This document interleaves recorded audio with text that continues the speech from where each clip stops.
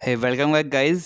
आज हम पढ़ रहे हैं CHE 05 के कुछ ऐसे इम्पोर्टेंट टॉपिक्स जो एग्ज़ाम्स में हमेशा आपसे पूछे जाते हैं। ओके, सो विद एक्सप्लेनेशन ये सारे टॉपिक्स हम पढ़ेंगे एंड इसकी 4-5 वीडियोस और आएंगी CHE 05 के, जिसमें हम इम्पोर्टेंट क्वेश्चंस को विद एक्सप्लेनेशन समझेंगे। ओके, और एक वीडियो आएगी सिर्फ आपके IUPAC नेमिंग्स की, जिसमें आपके सारे फंक्शनल ग्रुप्स की IUPAC नेमिंग को समझाया जाएगा। सो चलो स्टार्ट करते हैं। सबसे फर्स्ट हम पढ़ते हैं मार्कोनिकॉफ रूल। ये मार्कोनिकॉफ रूल क्या बोलता है?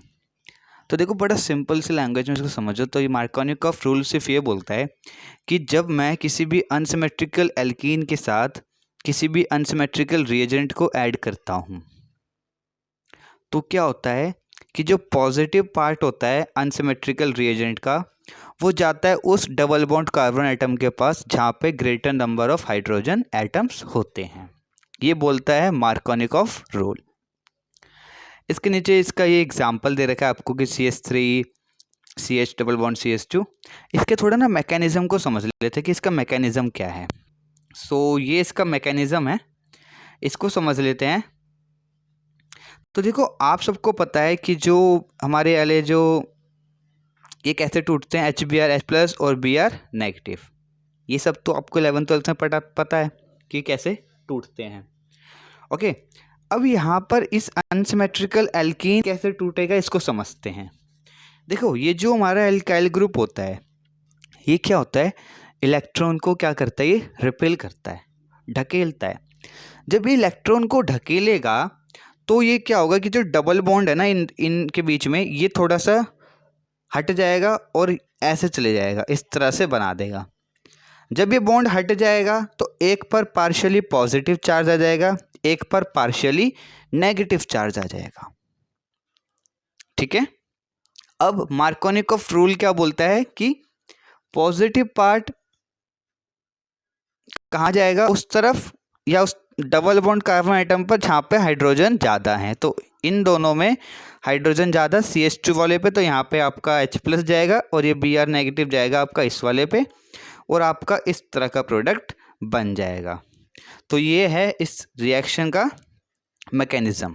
ओके, आपके एग्जाम में ये क्वेश्चन पूछा गया, आप इसका स्क्रीनशॉट ले सकते हैं मार्कोनिकॉफ रूल्स का। ओके, दूसरा क्वेश्चन है trans esterification reaction. Trans esterification reactions भी बहुत बार पूछी गई है। ट्रांस एस्टरिफिकेशन रिएक्शन को समझने से पहले एस्टरिफिकेशन रिएक्शन समझ लेते हैं। तो एस्टरिफिकेशन रिएक्शंस क्या होती है, इसके अंदर ना एस्टर्स की फॉर्मेशन होती है। कैसे?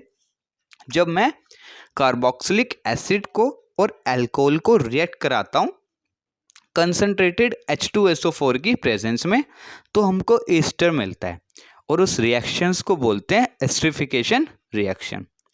अब ट्रांस एस्टरिफिकेशन रिएक्शंस क्या होता है, इसके अंदर हम एसीटेट और मिथेनॉल, जो मिथेनॉल या हम बोल सकते हैं एसीटेट और अल्कोहल ग्रुप हम लेते हैं इसमें, और अल्कोहल हम लेते हैं बहुत ज़्यादा हाई अमाउंट में, और हम इस एसीटेट और अल्कोहल को हीट कराते हैं हाई टेम्परेचर पर। ओके, जैसे यहाँ पे एग्जांपल है इथाइल एसीटेट प्लस मिथेनॉल को हमने हीट कराया तो हमको मिलता है मिथाइल एसीटेट और इथेनॉल। ठीक है, ये आपके ट्रांस एस्टरिफिकेशन रिएक्शंस है। नीचे इसकी डेफिनेशन लिखी हुई है। आपके एग्जाम में ट्रांस एस्टरिफिकेशन पूछी गई है तो आप इसका स्क्रीनशॉट ले सकते हैं। नेक्स्ट क्वेश्चन है 3 डिग्री RX ज़्यादा रिएक्टिव होता है 1 डिग्री और 2 डिग्री RX से इन SN1 रिएक्शन। ऐसा इसलिए होता है क्योंकि SN1 रिएक्शन का एक ऑर्डर होता है स्टेबिलिटी का। वो होता है कि सबसे पहले वो 3 डिग्री को मतलब सबसे ज़्यादा स्टेबल होता है 3 डिग्री, फिर 2 डिग्री, फिर 1 डिग्री। ऐसा क्यों होता है? क्योंकि जो हमारे टर्शरी कार्बोकेटायन होते हैं ना, वो बहुत ज़्यादा स्टेबल होते हैं। क्यों? क्योंकि उनकी स्टेबिलिटी ज़्यादा होती है। जितनी ज़्यादा स्टेबिलिटी होगी उतनी ही जल्दी वो कार्बोकेटायन बनाएगा। जितनी जल्दी कार्बोकेटायन बनेगा उतनी जल्दी रिएक्शन होएगी, और मतलब उतनी जल्दी प्रोडक्ट बने, और जितने जल्दी प्रोडक्ट बने उतना जल्दी उसका रेट ऑफ रिएक्शन होगा। ओके, सो इसलिए जो हमारे थर्ड डिग्री होते हैं वो उनका क्या होता है, स्टेबिलिटी ज़्यादा होती है, जिसकी वजह से कार्बोकैटायन जल्दी बनाते हैं। कार्बोकैटायन जल्दी बनने से उनका रेट ऑफ रिएक्शन भी बढ़ जाता है। इसलिए जो 3 डिग्री होते हैं वो ज़्यादा रिएक्टिव होते हैं 1 डिग्री और 2 डिग्री से SN1 रिएक्शन में। ओके, नेक्स्ट क्वेश्चन है why two hydrobenzene carboxylic acid more acidic than benzyl carboxylic acid. इसके जो रीज़न है वो है दो। पहला तो है आपका ऑर्थो इफेक्ट एंड सेकेंड है आपका intermolecular hydrogen bond. Ortho effect क्या करता है कि ना इंक्रीज करता है प्लस एम फिनाइल ग्रुप पर, जिसकी वजह से क्या होता है एसिडिक स्ट्रेंथ जो होती है वो बढ़ जाती है। दूसरा क्या होता है इंटरमोलिकुलर हाइड्रोजन बॉन्ड, किस किस के बीच में, ortho hydroxybenzene benzoic acid between COO COX and OH group. होता क्या ये जो इंटरमोलिकुलर हाइड्रोजन बॉन्ड होता है ना, ये क्या करता है एक ना 6 मेंबर रिंग बनाता है। अब इस 6 मेंबर रिंग बनाने से क्या होता है कि जो इसका स्ट्रक्चर होता है वो बहुत ज़्यादा क्या हो जाता है, स्टेबल हो जाता है, जिसकी वजह से इन दोनों रीजंस की वजह से जो हमारा 2-हाइड्रोबेंजीन कार्बोक्सिलिक एसिड होता है वो ज़्यादा एसिडिक होता है, किसके कंपैरिजन में, बेंजीन कार्बोक्सिलिक एसिड के कंपैरिजन में। सो ये इसका आंसर है, आप इसको स्क्रीनशॉट ले सकते हैं इसका। And the next question is why pyridine more basic than pyrrole. तो देखो होता क्या है, पहले हम बात करते हैं पायरोल की। पायरोल में क्या होता है, जो नाइट्रोजन के पास जो लोन पेयर होते हैं ना वो रेजोनेंस कंडीशन में होते हैं। रेजोनेंस कंडीशन में होने की वजह से वो अपने इलेक्ट्रॉन्स को क्या कर पाती है, लोन पेयर्स को डोनेट नहीं कर पाता। अब जब मैं बात करता हूँ पायरिडीन की, तो पायरिडीन में जो नाइट्रोजन के पास जो लोन पेयर होते हैं वो लोकलाइज होते हैं। लोकलाइज होने की वजह से क्या होता है कि वो ईजिली डोनेट कर देता है हाइड्रोजन आयंस, और यही रीज़न है कि जो हमारा पायरिडीन है वो ज़्यादा बेसिक होता है पायरोल से। आई थिंक समझ आया होगा आपको। Next question is why OH group in phenol ortho para directing in electrophilic substitution reaction. देखो जो हमारे ऑर्थो और पैरा पोजिशंस होती हैं उनके पास हाई इलेक्ट्रॉन डेंसिटी होती है, और जो हमारा ये OH ग्रुप होता है ये बहुत ज़्यादा एक्टिवेटिंग ग्रुप होता है। कैसा ग्रुप होता है, बहुत ज़्यादा एक्टिवेटिंग ग्रुप होता है ये। जो हमारा OH ग्रुप होता है tends to be electron donating because the extra electron around the oxygen atom. देखो होता क्या है कि जो हमारा OH ग्रुप होता है ना वो इलेक्ट्रॉन डोनेटिंग होता है। OH ग्रुप क्या होता है, वो चाहता है अपना इलेक्ट्रॉन डोनेट करना। क्यों, क्योंकि जो हमारे एक्स्ट्रा इलेक्ट्रॉन है ऑक्सीजन एटम के पास में वो उनको शेयर करता है उस एरोमेटिक बेंजीन रिंग से, ऑर्थो और पैरा से। और यही रीज़न है कि जो हमारा अल्कोहल ग्रुप होता है वो हमेशा ऑर्थो और पैरा पे डायरेक्ट ऑर्थो और पैरा पर जाता है इलेक्ट्रोफिलिक सब्स्टिट्यूशन रिएक्शंस में, क्योंकि उसके पास क्या होते हैं ऑक्सीजन एटम के एक्स्ट्रा इलेक्ट्रॉन्स होते हैं जिनको वो शेयर करता है उस एरोमेटिक बेंजीन रिंग में। क्यों, क्योंकि जो हमारा OH ग्रुप होता है वो कैसा ग्रुप होता है, स्ट्रांगली एक्टिवेटिंग ग्रुप होता है। इसलिए ये इसका पूरा डेफिनेशन लिखी हुई है यहाँ तक कि आपके एग्जाम में आएगा तो आप इसका स्क्रीनशॉट ले सकते हैं एंड इसको नोट कर सकते हैं। उसके बाद why para hydroxybenzene aldehyde has higher boiling point and ortho benzene aldehyde.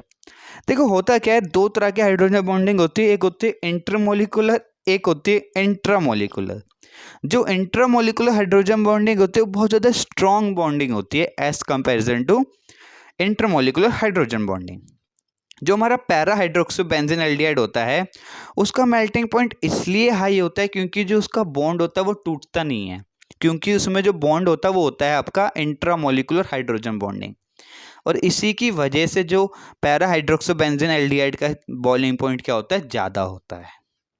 Okay, now उसके बाद म्यूटो रोटेशन। ये क्वेश्चन भी बहुत बार पूछा गया है कि म्यूटो रोटेशन क्या होती है।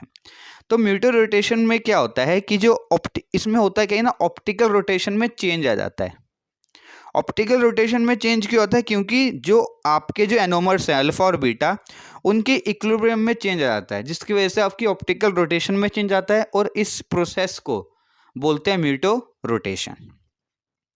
ऑप्टिकल रोटेशन जो होती है वो डिपेंड करती है अल्फा और बीटा इन दोनों की ऑप्टिकल रोटेशन पर, और सॉल्यूशन के अंदर इनकी कितनी कितनी रेशियो इन दोनों पर। ओके, वैसे ही ऑप्टिकल रोटेशन डिपेंड किस पे करते हैं कभी पूछा नहीं गया ये, लेकिन जब भी अगर पूछ ले तो आप लिख सकते हैं। तो ये आपका म्यूटर रोटेशन होता है। उसके बाद आपको ये स्ट्रक्चर बनाने को आता है अल्फा डी ग्लूकोपाइरेनोज और बीटा डी ग्लूकोपाइरेनोज। देखो दोनों स्ट्रक्चर सेम है, बस एक डिफरेंस इनमें ये है, यहाँ पे ये जो OH है अगर ये नीचे है तो इसको अल्फा बोलेंगे, और अगर यही OH ऊपर है तो आप यहाँ देख सकते हैं ये OH ऊपर है तो इसको बीटा बोलेंगे। बाकी सारा कुछ सब कुछ सेम है, आप देख सकते हैं सब कुछ वही है जो पूरा स्ट्रक्चर है, बस इन दोनों में इंटरचेंज होता है। अगर H ऊपर है तो अल्फा, H नीचे है तो बीटा। ये आपके एग्जाम में पूछा गया है। आई थिंक आपको ये समझ आया होगा। इसी तरह से और वीडियोस आएंगी इन इम्पोर्टेंट क्वेश्चंस के एक्सप्लेनेशन के साथ। सो अगर आपको वीडियो अच्छी लगे तो लाइक कर देना, सब्सक्राइब कर देना और दोस्तों में शेयर कर देना।